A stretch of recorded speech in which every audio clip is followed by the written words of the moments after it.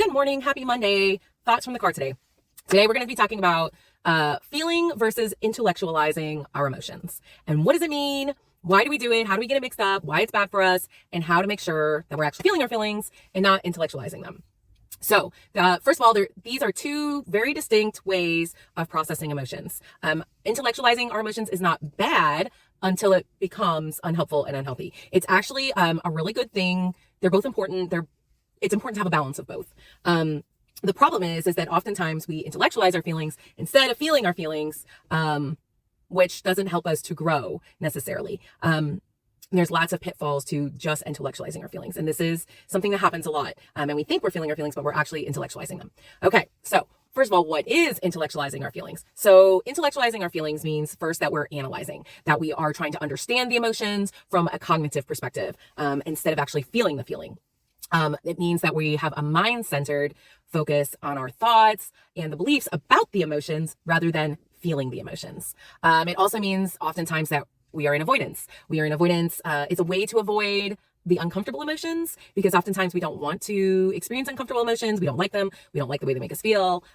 So instead we avoid them by intellectualizing our feelings instead of actually feeling them. And also when we intellectualize our feelings, we are disconnecting. We're disconnecting from ourselves. This can lead to, when we intellectualize our feelings, it can lead to us disconnecting from ourselves and all of our actual emotions and others. So oftentimes there's just this disconnection where we're not like in our present bodies. We're kind of like looking at things from a bird's eye perspective rather than actually being in the moment and actually in our life. And then conversely, feeling our feelings is the direct experience. So it's experiencing our emotions fully, without any judgment or criticism against the actual feeling. We're just fully expressing what we're feeling. When we're feeling angry, we are yelling. We are experiencing a feeling. We feel sensations in our body.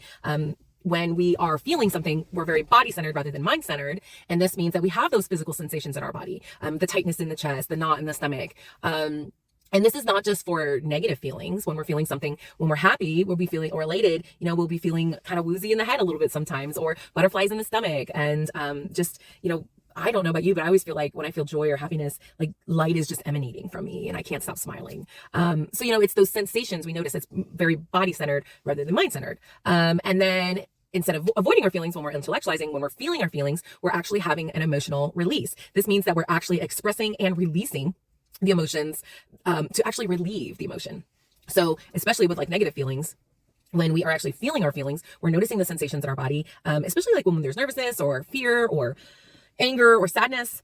Emotions like build up in our body. And when we actually feel those feelings, we're processing them and feeling them, you'll feel like a release and a relief.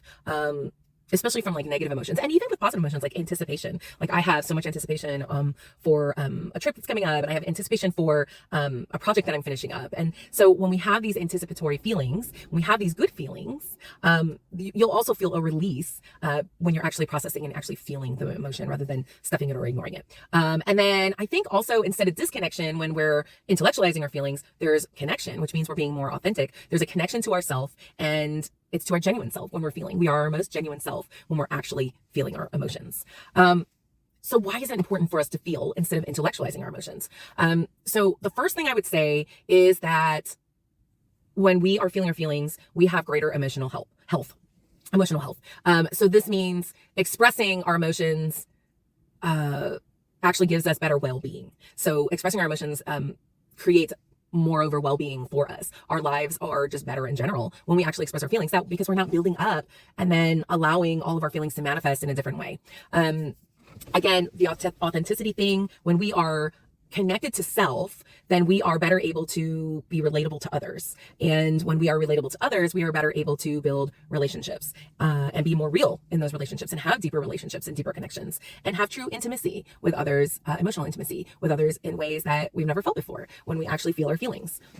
And it makes us more relatable. And with the relatability, it also creates more empathy. When we feel our feelings, we have a greater understanding and we experience the emotions that other people have because it's relatable to how we feel as well. When we've experienced a feeling, we're better able to understand other people's feelings. And even when there are feelings maybe we've never experienced before, for whatever reason, we are better able to have empathy and sympathize with others, even if we haven't had the feeling, because we've had maybe similar feelings.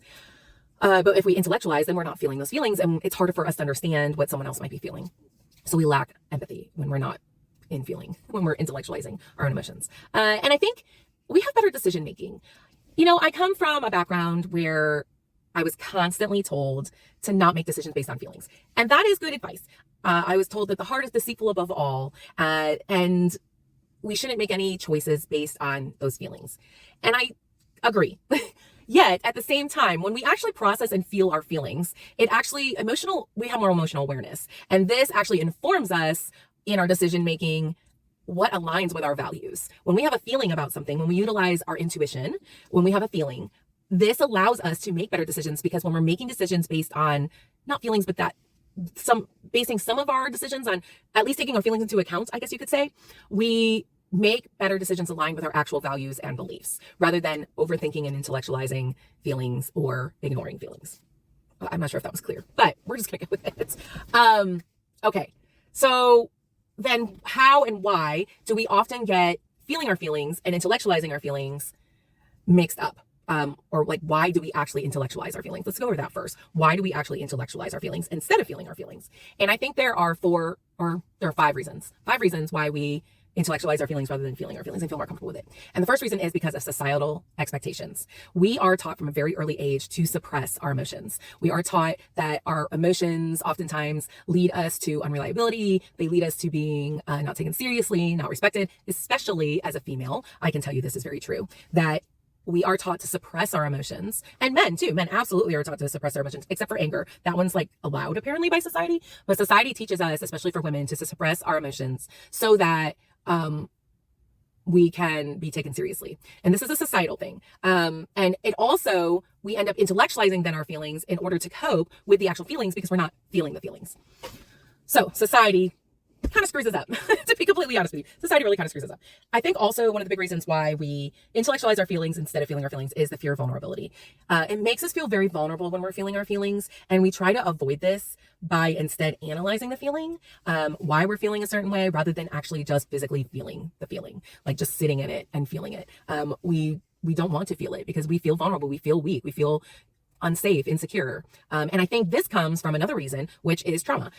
When we have experienced trauma in our life, specifically emotional neglect, it is going to be very difficult to feel our feelings, because we use intellectualizing our feelings as a coping mechanism, as a protective coping mechanism for ourselves, to keep ourselves safe. And our mind and our body try to keep us safe. And so because of the trauma, we don't want to feel the feeling because that makes us vulnerable.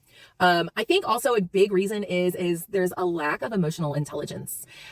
This goes along with society a little bit, because emotions and feelings are icky and we don't like to talk about them, and they're things you do in private. At least, again, that was how I was raised. We have to keep our best foot forward, and we don't allow anybody to know how we're actually feeling about something. And this leads to a lack of emotional intelligence. And emotional intelligence is the ability to understand and manage our own emotions. But if we don't take the time to actually feel them, then we're not going to be able to understand them or manage them.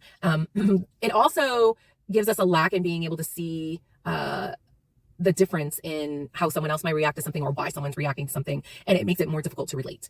And so we intellectualize our feelings because we don't know any different, really, is what it comes down to when we don't have emotional intelligence. And then I think the last reason is just overthinking. We can get so caught up in the actual thoughts, the thoughts about what we should be or shouldn't be feeling, and we end up not actually feeling. So then we end up intellectualizing, again, because it's safer. We overthink, and we just think and think and think about the feeling rather than actually feeling the feeling. So now, there is a nuance.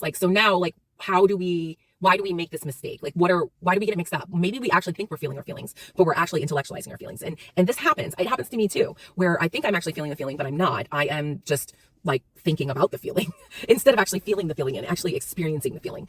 So it's very common for us to do this. I think especially for those of us who have a background in psychology, sometimes because we think about the feelings and what is happening instead of actually feeling our feelings. So, I don't know. That's just my opinion. But okay, so how do we mistake it? The first thing is when we label emotions too much. So when we don't get specific with our emotions is what I mean. So we end up confusing intellectualizing and feeling, because we say I'm angry, but then we're not actually having the physical sensations of being angry.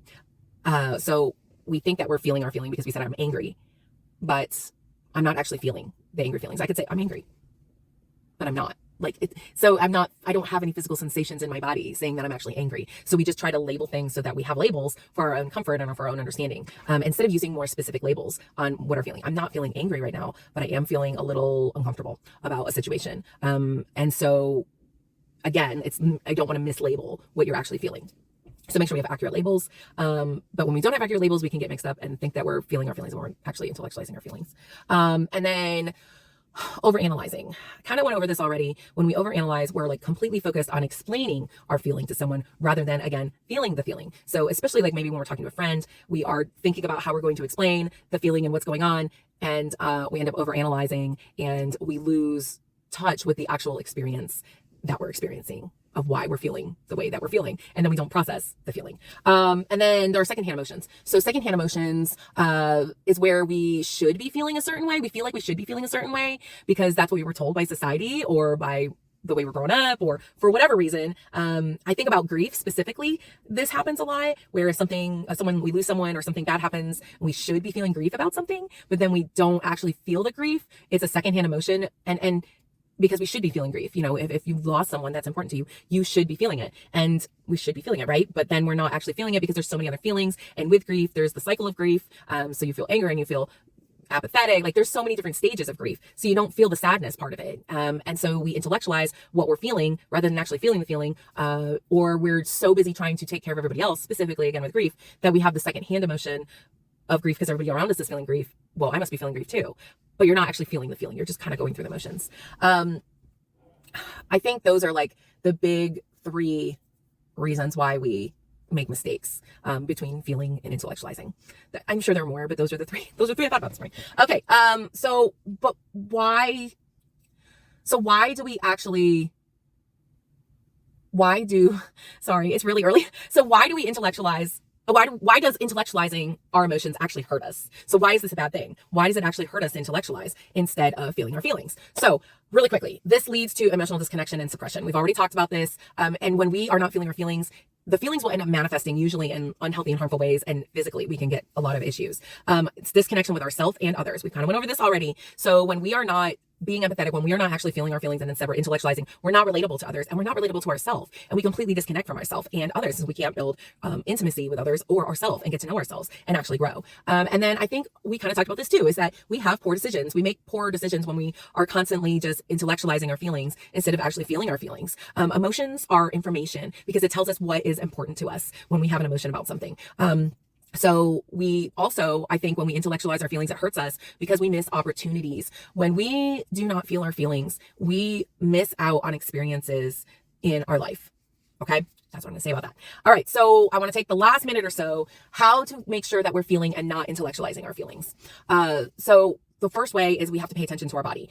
Our body sends physical sensations to us when we are feeling certain feelings. So for example, a tight chest, a knot in your stomach, tight shoulders, where you might feel like hot and sweaty. Those are all indications of feelings. And if we continue to feel those, then that means that we're feeling through the process of whatever it is we're feeling. And so knowing the physical sensations that are tied to certain feelings for us can be very helpful for us to make sure that we're actually feeling the feelings, because we have to feel those sensations in our body, and being aware of them is just super helpful. We need to be able to identify our emotions. We can't just put blanket labels on things and say, I'm angry. Well, am I frustrated? Am I scared? There's so many other emotions with like happy, sad, mad, right? So just blanketly labeling happy, sad, mad isn't very helpful. But if we say I am angry, I'm feeling fear, I feel betrayed, I'm feeling bitterness, I'm feeling isolated. These are more specific feelings rather than just giving the big label. So this helps us to actually, because then we have to actually think about what we're feeling and feel the sensations in our body again. And that helps us. And then we have to avoid overthinking. Overthinking just makes us think about the feeling rather than actually experiencing the feeling. I think we have to practice mindfulness, which puts us in our present body and puts us in the present moment. And I think the last thing is seeking support always. Sometimes we just have so many feelings and we don't know how to feel them, and we just kind of numb them and just think about them rather than feeling them, because maybe we feel very overwhelmed by all the feelings. Okay, so your challenge today is to figure out, am I a feeler or am I an intellectualizer? Think about something recently that you've gone through and try to identify what the feelings were. And did you actually feel those feelings, or did you intellectualize those feelings? Okay, guys, have a great Monday.